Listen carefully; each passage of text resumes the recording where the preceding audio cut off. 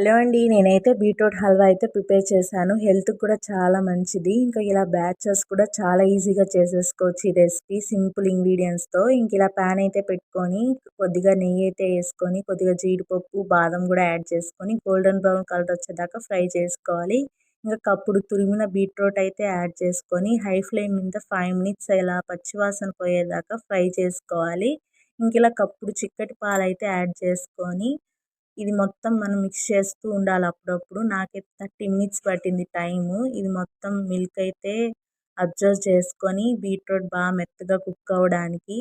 ఇంకిలా gas దగ్గరే ఉండాలి మనము ఇది చేసేటప్పుడు. కొద్దిగా అలా ఇలా గూడా ఎళ్తే అడుగు పట్టేస్తుందనమాట కింద. అలా అయితే టేస్ట్ అయితే బాగోదు. ఇంకా ఈ కన్సిస్టెంట్‌లోకొచ్చాక హాఫ్ కప్ షుగర్ అయితే యాడ్ చేశాను. చూడండి షుగర్ మొత్తం మెల్ట్ అయ్యి ఇంకా ఈ స్టేజ్‌లో ఉన్నప్పుడు బీట్రూట్ హల్వా అయితే ప్రిపేర్ అయిపోతుందనమాట. ప్యాన్ చూడండి సెపరేట్ అవుతూ వస్తుంది అతుక్కోకుండా. ఇంక నేను కప్‌లో సర్వ్ చేసుకొని టేస్ట్ చేసా. చాలా బాగొచ్చింది టేస్ట్ అయితే. మీరు కూడా ఒకసారి ట్రై చేయండి. Thank you for watching.